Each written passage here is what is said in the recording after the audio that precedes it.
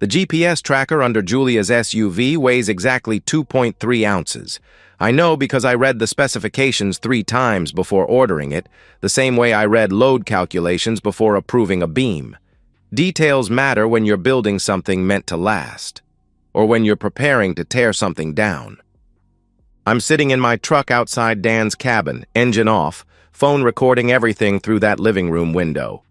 Julia's laugh carries across the night air, the same laugh she used to save for our Saturday mornings when the kids were still asleep and we'd make coffee in our pajamas. Now she's laughing while Dan unbuttons her blouse, her wedding ring catching the lamplight as she reaches for him. Some men would kick down the door. Some men would scream. I document. I calculate. I plan. The thing about being an engineer is that you learn to see failure before it happens. Hairline cracks in concrete, metal fatigue in steel beams, the slow corrosion that brings down bridges. I should have seen this coming 4 months ago when Julia started taking those extra work trips to Minneapolis. Should have noticed that Dan's late nights at the office perfectly aligned with her travel schedule. But I trusted. That was my miscalculation.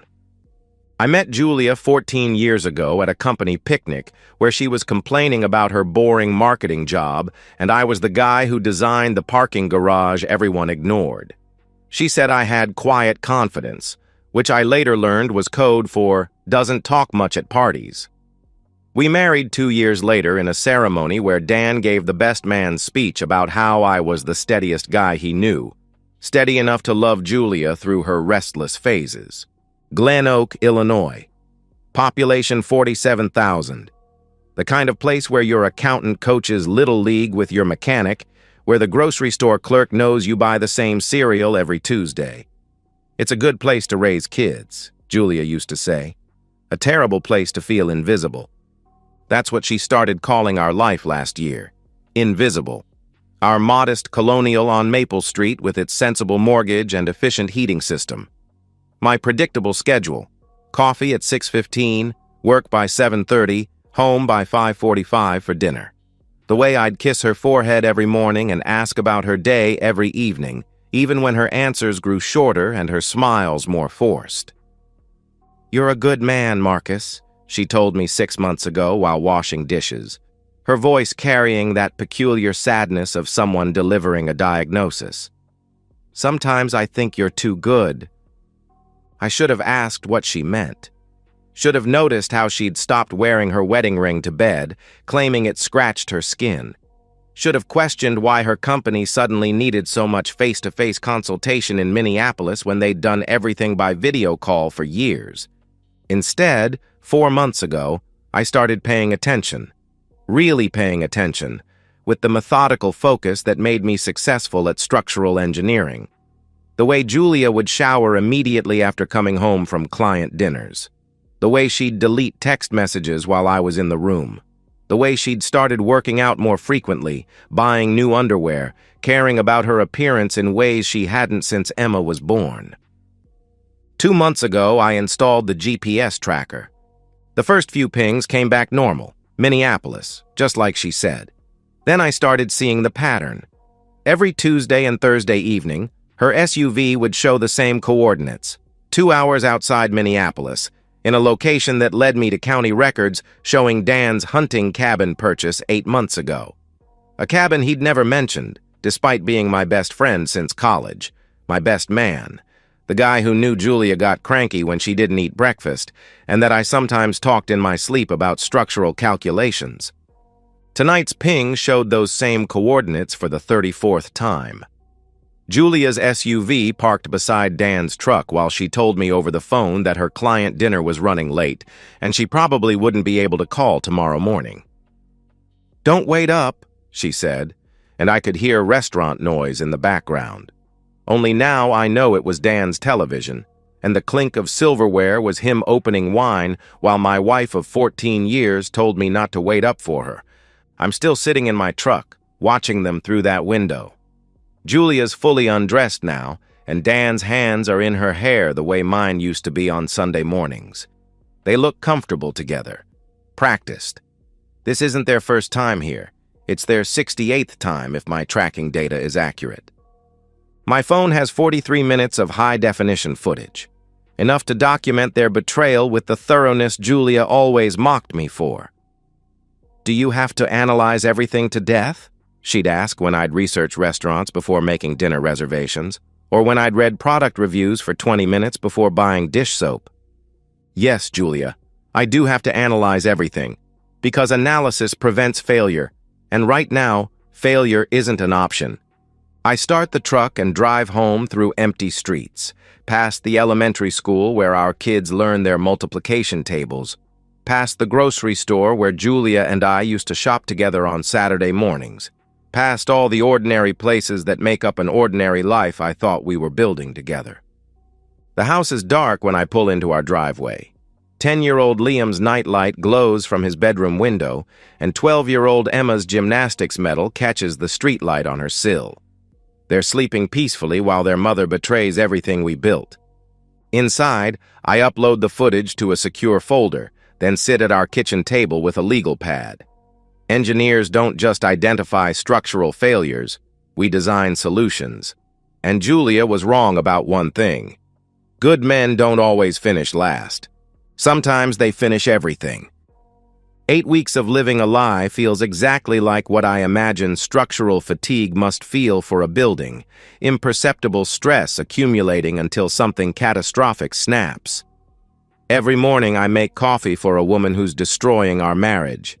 Every evening I help our kids with homework while their mother texts her lover from the couch beside me. "How was your day?" I ask Julia each night at dinner, the same question I've asked for 14 years. She tells me about difficult clients and demanding deadlines, about the Minneapolis project requiring so much personal attention. She's gotten better at lying, adding specific details about hotels and meeting rooms and conference calls. If I didn't have 2 months of GPS data and 43 minutes of video showing her half-naked in Dan's arms, I might even believe her. "Dad, you're burning the chicken," Emma says, and I realize I've been standing at the stove, spatula in hand, watching my wife lie to our children about her evening phone call to review tomorrow's presentation.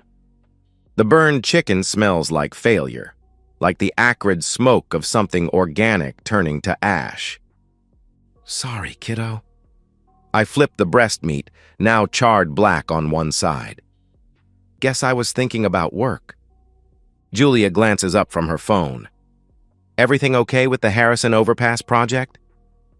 The Harrison Overpass project finished 3 months ago. She doesn't remember because she wasn't listening when I told her about the completion ceremony, just like she wasn't listening when I mentioned my concern about stress fractures in the support beams, or when I explained how we'd reinforced the foundation with additional steel. "Fine," I tell her. "Just some calculations I need to double-check." That night, after Julia falls asleep, I sit in my basement office reviewing the evidence I've collected. The GPS tracking data shows a precise pattern. Every Tuesday and Thursday evening for 4 months, her SUV has pinged at Dan's cabin. 34 documented visits, each lasting between 4 and 6 hours. The phone records I subpoenaed through our shared account reveal texts deleted from her phone but still archived on the server, messages that would make our marriage counselor blush and our children need therapy. "Can't wait to see you tonight. Em thinks I'm reviewing contracts. Your hands are all I think about during these boring meetings. He made pancakes this morning and asked if I was happy. If only he knew how happy." M. Marcus. Me. The man who makes pancakes and asks about happiness while his wife counts hours until she can betray him again. I've documented 34 separate instances of adultery, each with timestamps, GPS coordinates, and supporting digital evidence. I've traced their pattern. Julia schedules client meetings in Minneapolis, drives to Dan's cabin instead, spends 4 to 6 hours there, then drives to Minneapolis to establish a digital trail before returning home. She's been using our joint American Express to pay for hotels she never sleeps in, meals she never eats, creating receipts that support her fiction. Dan's been equally methodical. His construction company, which I helped him get started with engineering consultation, always shows him working late on the same nights Julia visits. But his company's job site GPS tracking shows his truck parked at his cabin during these supposed overtime hours. They've built their affair like we used to build our friendship, on shared deception and careful planning. The marriage I thought we were building was never real. Just Julia complaining about my predictability while f***ing my best friend twice a week for 4 months. Dan giving speeches about my steadiness while planning to destroy it. They've been constructing this betrayal with the same precision I use for load-bearing calculations. But here's what they don't understand about structural engineering. Before you demolish a building, you have to understand exactly how it was constructed. You have to identify every support beam, every stress point, every dependency that keeps the whole thing standing. Only then can you bring it down completely. I've spent 8 weeks mapping the architecture of their deception, and now I understand its blueprint perfectly. Julia's career depends on her reputation for ethical consulting and family values, the personal brand she's cultivated through LinkedIn posts about work-life balance and company blog entries about maintaining integrity in client relationships. Dan's construction business thrives on personal relationships in our small town, on being the guy everyone trusts to show up on time and deliver what he promises. They've built their affair on the foundation of the very reputations that would crumble if anyone knew the truth. My phone buzzes with a text from Julia. "Client dinner running late. Don't wait up. Love you." The GPS tracker shows her SUV at Dan's cabin, where she's been for 2 hours, where she's telling Dan she loves him while texting me the same lie she's told 33 times before. I open my laptop and begin typing the first email that will demolish everything they've built. The subject line reads, "Documented timesheet irregularities. Julia Ellison Consulting." Some men break things when they're angry. I build cases. And this case is airtight. Julia's termination letter arrives on a Thursday morning, the same day of the week she used to visit Dan's cabin. I'm drinking coffee at our kitchen table, same routine, 6:15 a.m. sharp, when she opens the certified mail with shaking hands, her face going pale as she reads about documented misuse of company resources, fraudulent expense reporting, and conduct inconsistent with our corporate values. "They're firing me," she whispers, as if saying it quietly might make it less real. "They're actually firing me." I refill my coffee mug, taking my time with the cream and sugar. "What happened?" She looks up at me with something approaching panic. "Someone sent them documentation of my travel patterns, GPS records, hotel receipts, proof that I wasn't where I said I was during client trips." Her voice rises. "Who would do something like that?" The answer is sitting across from her, eating toast and pretending to read the morning news on his tablet. But she doesn't suspect me yet. In 14 years of marriage, Julia has never seen me as capable of strategic thinking beyond choosing which restaurant to try for date night. "Maybe it was a routine audit," I suggest. "Companies do that sometimes." "No." She's studying the letter again, looking for clues. "This is personal.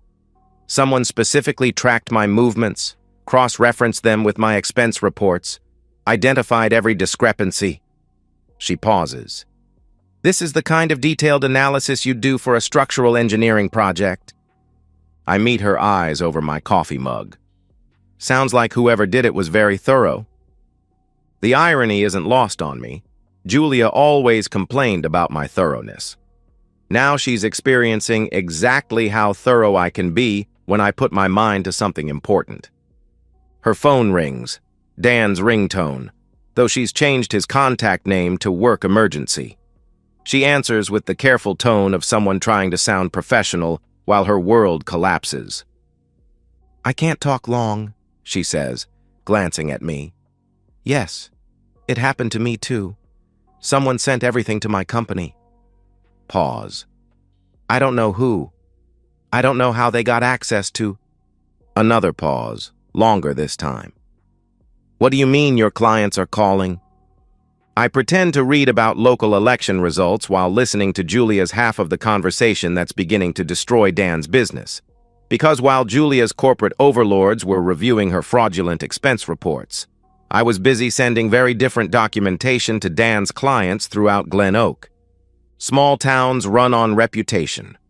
Dan's construction company built its success on being reliable, trustworthy, the kind of man you could depend on to show up when he said he would and finish what he started.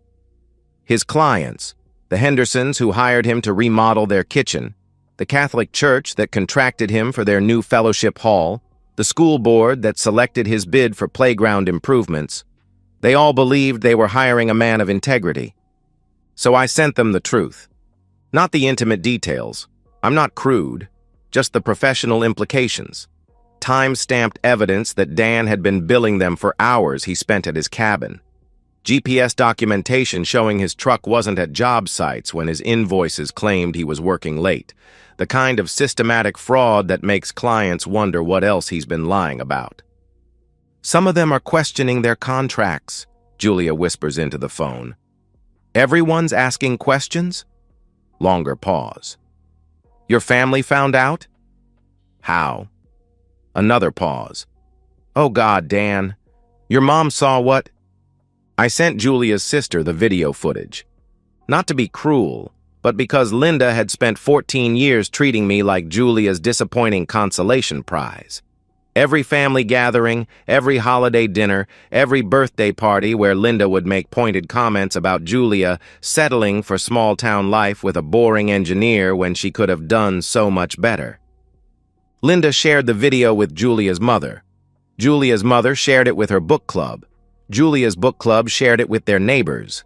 And in a town of 47,000 people where everyone knows everyone, secrets become currency faster than gossip becomes fact. By the time Julia hangs up the phone, she's crying. Real tears, the kind she used to shed when we fought about money or parenting decisions back when our marriage had problems worth crying over. Someone is destroying our lives, she says. Systematically, professionally, like they planned this. She's not wrong. I have been planning this, with the same attention to detail I brought to every structural engineering project that kept bridges standing and buildings safe. The difference is that instead of preventing failure, I'm engineering it. Who would want to hurt you and Dan? I ask, my voice gentle with false concern. Julia stares at me across our kitchen table, and for the first time in 4 months, I see recognition in her eyes. Not love. We lost that somewhere between her first lie and her 34th betrayal. But recognition of the man she married, the man she underestimated, the man who's been sitting in this same chair every morning for 14 years, methodically planning his day while she planned his destruction. Marcus, she says slowly, what do you know about this? I finish my coffee and place the mug in the dishwasher, the same routine I've followed every morning of our marriage. I know that actions have consequences, Julia. I know that when you build something on a faulty foundation, it eventually collapses. I pause at the kitchen doorway. And I know that boring men notice everything. She's still sitting at the table when I leave for work, holding her termination letter like evidence of a crime she's finally beginning to understand. The demolition is ahead of schedule. 3 months after Julia's termination, the custody hearing takes place in a beige conference room that smells like disinfectant and broken promises. Julia sits across from me at a rectangular table, flanked by a legal aid attorney she can barely afford now that her consulting career is over. She's wearing the navy suit she bought for client presentations, but it hangs differently on her now, like clothes borrowed from someone who used to live a more confident life. Judge Patricia Steinberg reviews my documentation with the methodical attention I've learned to appreciate in people who understand the importance of details. 34 instances of documented abandonment. GPS evidence showing Julia's SUV at locations other than her claimed destinations during court-mandated parenting time. Financial records proving she used our children's college fund to pay for hotels that supported her fictitious work trips. Mr. Ellison, Judge Steinberg says, you've presented an exceptionally thorough case. My attorney, The best family law specialist in 3 counties, whose fees I can afford because I've been living below my means for 14 years while Julia spent our excess income on her affair, nods respectfully. Your Honor, my client has been the primary caregiver throughout this marriage. He maintained their home, attended every school event, provided stability while Mrs. Ellison pursued extracurricular activities. The euphemism makes Julia flinch. Extracurricular activities. As if my best friend twice a week for 4 months was equivalent to taking pottery classes or joining a book club. Julia's attorney objects to the characterization, but the evidence speaks for itself. School records showing I attended every parent-teacher conference while Julia missed 18 due to work commitments. Commitments that GPS data proves were actually visits to Dan's cabin. Medical records with my signature on permission forms because Julia was unavailable during Liam's broken arm and Emma's strep throat. Bank statements showing I paid for groceries, utilities, mortgage payments, and children's expenses, while Julia's income went toward maintaining her double life. Mrs. Ellison, Judge Steinberg says, do you dispute these attendance records? Julia's voice barely reaches across the table. I was working, building my career. I thought Marcus understood that someone had to earn enough money for us to get ahead. Getting ahead? I speak for the first time since we sat down, my voice carrying the quiet intensity that used to make her pause during our worst arguments. You mean getting ahead with Dan while I raised our children alone? Her attorney touches her arm, signaling her to stay quiet, but Julia can't help herself. You don't understand what it was like being married to someone so contained, so predictable. I felt like I was disappearing. So you made sure our children disappeared from your priorities instead. Judge Steinberg intervenes before this becomes a full confrontation, but the damage is done. Julia has just admitted on record that she prioritized her personal fulfillment over her parental responsibilities. Every family court judge in Illinois has heard this argument before, and they know how it ends. The decision takes 18 minutes, full custody to me, with supervised visitation for Julia every other weekend. She's required to maintain employment and attend family counseling before any modification to the arrangement can be considered. She's also responsible for finding alternative housing within 30 days, since her termination makes her unable to contribute to our mortgage payments. Julia stares at the custody order like she's reading a death certificate. In a way, she is. The life she thought she was building with Dan, the future she imagined where she'd eventually leave our boring marriage for something more exciting. All of it just died in a beige conference room that smells like disinfectant and justice. Marcus, she says, as we walk toward our cars in the courthouse parking lot. I know you're angry, but this is cruel. Liam and Emma need their mother. I stop beside my truck, the same vehicle I drove to Dan's cabin that first night when I confirmed what I'd suspected for months. They need a mother who shows up, Julia. They need a parent who puts them first. You're destroying me. No, I correct her. I'm protecting them from someone who already destroyed herself. She starts crying then. The kind of broken sobbing that might have moved me 8 months ago when I still believed we were fighting for something worth saving. Now it just sounds like the structural groan of a building finally admitting it can't support its own weight. The man I married wouldn't have done this, she whispers. I climb into my truck and roll down the window. The woman I married wouldn't have f***ed my best friend twice a week for 4 months while lying to our children about business trips. Julia's face crumples, but I'm already backing out of the parking space. In my rearview mirror, I watch her standing alone beside her SUV, the same vehicle I tracked to Dan's cabin 34 times, the same vehicle that carried her away from our marriage and toward this moment when she finally understands the cost of betrayal. That evening, I help Liam with his math homework while Emma practices piano in the living room. The house feels different now, not because Julia's moved her belongings to the spare bedroom while she looks for an apartment, but because the uncertainty is gone.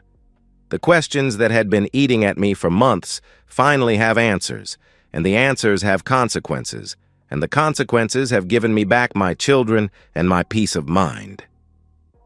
"Dad," Liam says, looking up from his worksheet, "is Mom okay? She's been crying a lot." I set down his pencil and meet his 10-year-old eyes, which are still innocent enough to believe that mothers don't lie and fathers always know what to do when the world stops making sense. "Sometimes people make choices that hurt themselves and the people they love," I tell him. "When that happens, the people who weren't making those choices have to decide what comes next." "What comes next for us?"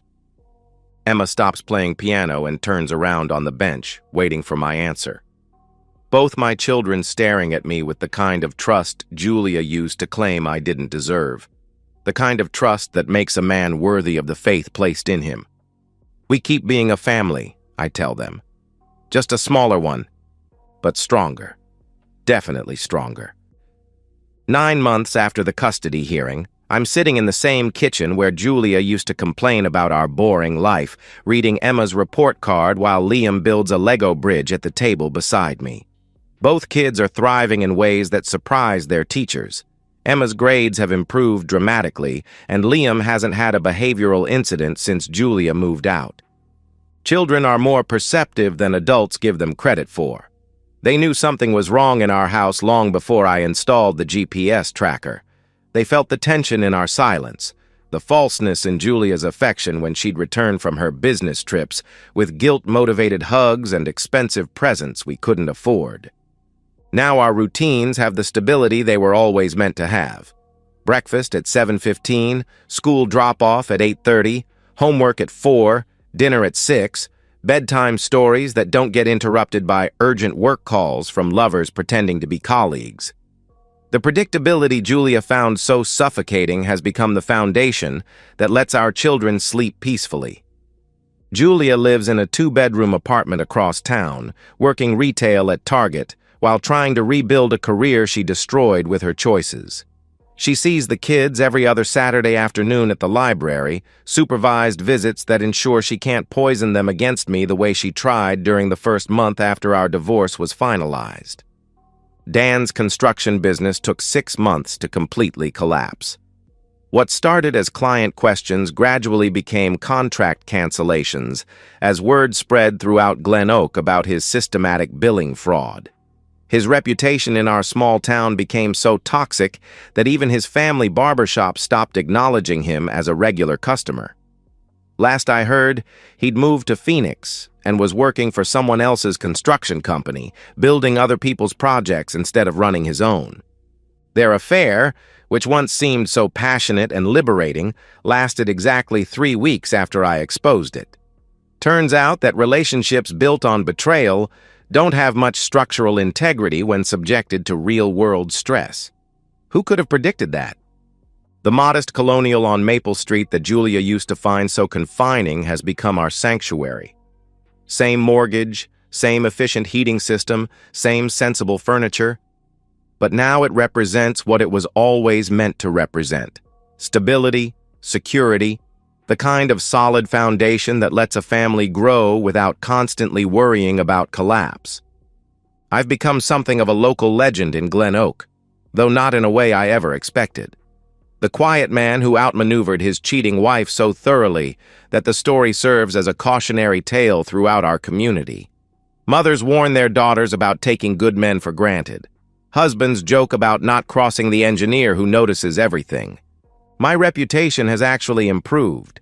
I'm seen as the wronged party who handled his betrayal with dignity and strategic precision, the devoted father who protected his children from an unstable mother, the man who proved that boring doesn't mean helpless. Emma brings me her report card, straight A's for the 3rd consecutive marking period. "Mrs. Patterson says I'm her most focused student," she announces proudly.